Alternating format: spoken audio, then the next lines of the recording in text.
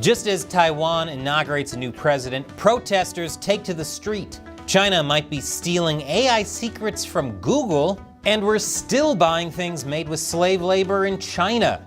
Then more on this week's China News Headlines. Welcome to China Uncensored, I'm Chris Chappell. It's official, Taiwan has a new president, and he isn't in his 70s. As an American, Taiwan, can you tell me what that's like? Lai Ching-te, or William Lai, was officially sworn into office on May 20th, making him Taiwan's 5th democratically elected president. Lai is a member of the pro-independence Democratic Progressive Party, or DPP.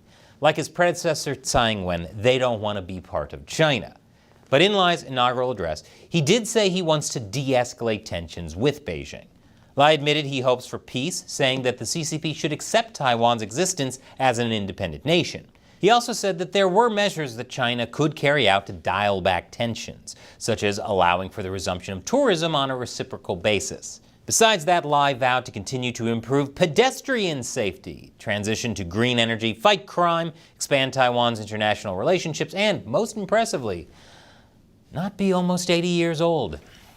Now, all of that sounds perfectly reasonable to anyone with even an ounce of sanity.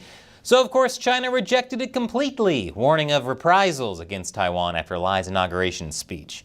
China's so-called Taiwan Affairs Office called Lai's speech a downright confession of Taiwan independence and labeled Lai a dangerous separatist before saying there would be unspecified repercussions.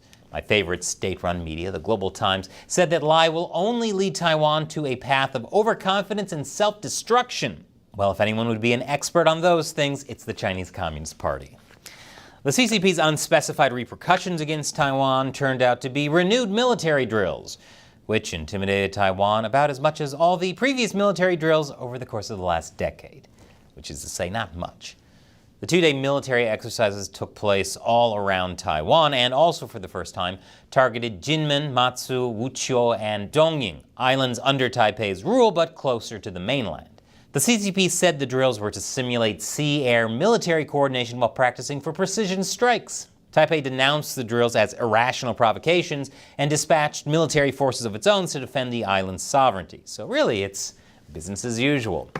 But actually, Taiwan is kind of in a bit of trouble. The kind of trouble that the CCP would rub its hands with glee about.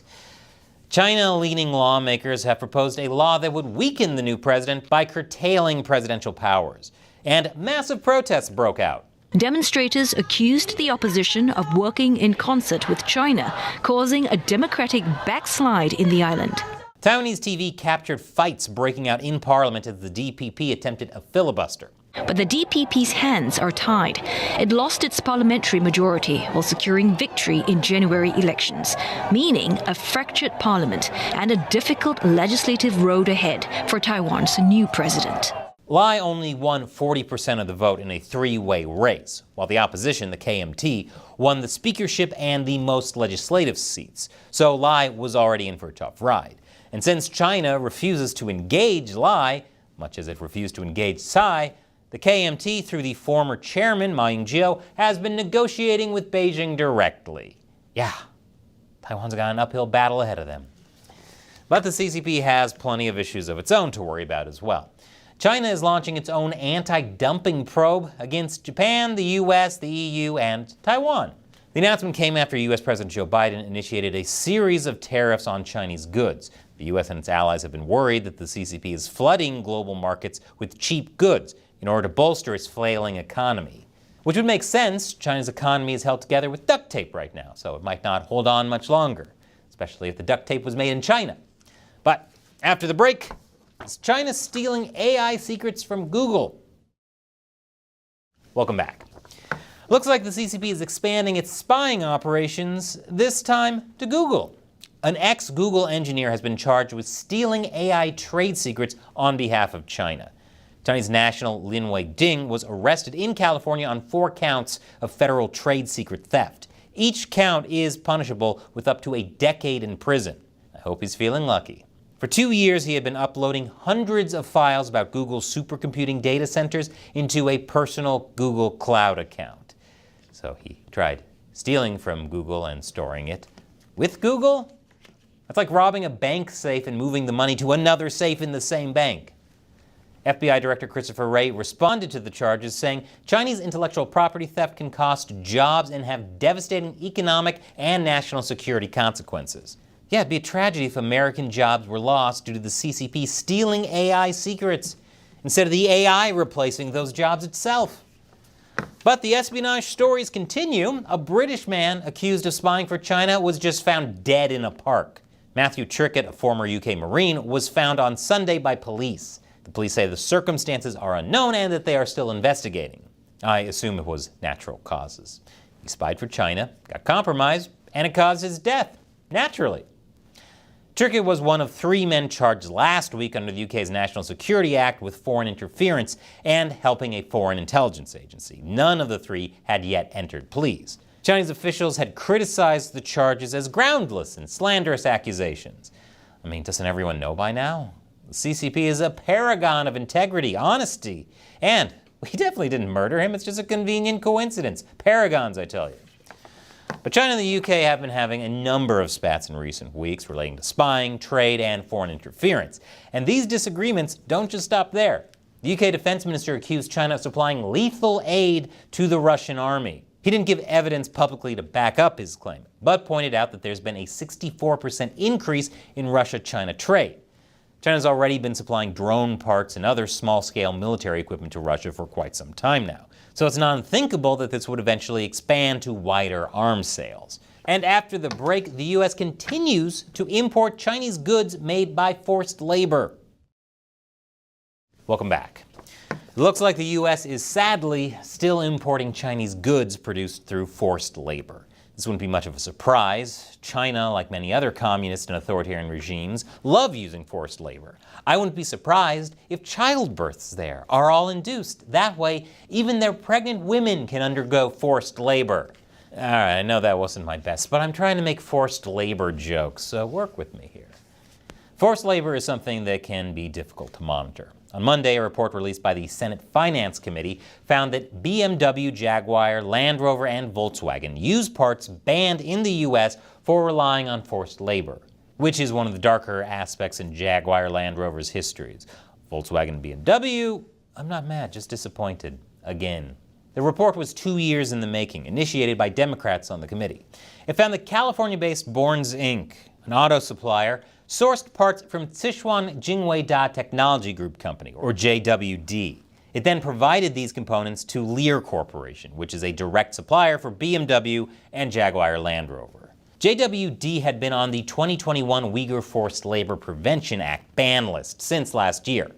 Under the terms of that act, Xinjiang-made goods cannot be imported to the U.S. unless there is proof that forced labor was not involved, which would be hard to provide since I assume even proof of no forced labor being used in Xinjiang would be provided by forced labor used in Xinjiang. The companies have since said they will stop imports of these parts and have them remanufactured after Lear sent letters to all 3 informing them of the history of these banned auto parts. And Volkswagen and BMW added, "Please don't look into our history. And don't forget the CCP isn't just targeting Uyghurs, it's targeting Tibetans too." We knew that already, but now we know even more. A new Human Rights Watch report found that China is accelerating its forced relocation plan for rural village-based Tibetans, including herders, to urban places. The CCP has defended this policy by arguing that it's part of a measure to reduce poverty and protect the environment. It also claims this is a voluntary program. Yeah, totally voluntary. They're completely free to refuse and voluntarily get disappeared against their will, willingly. Yet the report cites more than 1,000 Chinese state media reports and government publications that say otherwise. They indicate that participation in whole village relocation programs in Tibet is in effect compulsory, with many Tibetans who were asked to relocate expressing high levels of reluctance. Well, color me shocked. Official data from China says that almost 1 million Tibetans have been relocated since 2000, with 76% of them happening since 2016, which probably means it's a lot more. CCP officials have threatened the Tibetans with a cutoff to basic services if they don't move, as well as other coercive forms of punishment. Interim Director of Human Rights Watch Maya Wang said the goal is to assimilate Tibetans into Han Chinese culture and undermine their native traditions, language, and way of life. The report also found that many Tibetans have a hard time finding work after these relocations and are extremely unhappy. But unsurprisingly, the CCP is calling these reports groundless. The worst part isn't the lying, it's the predictability. Oh, and the human rights abuses. The predictability and the human rights abuses are the worst part. And now, it's time for me to answer a question or comment from a member of the China Uncensored 50 Cent Army. Fans who support the show on the crowdfunding website, patreon.com/China Uncensored. And today's comes from M. We're all very grateful for your years and years of work, Chris and CU team. Well, thank you very much from me and everyone on the team. I started the show at the end of 2012. As you can tell, I've aged a bit. But in that time, the show has managed to do some incredible things. Travel to the disputed territory China and the Philippines are fighting over. Cover the 2014 Hong Kong protests and 2019 protests. And just recently, I found out that retired Colonel Grant Newsham testified to Congress and basically said China Uncensored is doing a better job than the U.S. government at telling the American people about the threat of the CCP. In his written testimony, he wrote, "Private outlets such as China Uncensored are excellent at educating large audiences about PRC malign affairs and the need to do something about them. These shows are factual, informative, produced on a shoestring budget, have nearly 2 million subscribers, and the Chinese government hates them. And I've got a major project coming up that I think all of you are really going to love. But I wouldn't have made it here today if it weren't for your support. I'm not exaggerating when I say YouTube has been trying to run us out of business for years. The only reason there's still a China Uncensored today is because of support from viewers like you on Patreon. That makes up the vast majority of the budget. Visit patreon.com/China Uncensored. All it takes is $1 an episode. I make about 16 episodes a month, but if that's too much for you, you can set a monthly limit. So you can ensure I can keep uncensoring China for even $1 a month. So thank you for your support, M, and thank you for watching. Click that orange button to join M on Patreon.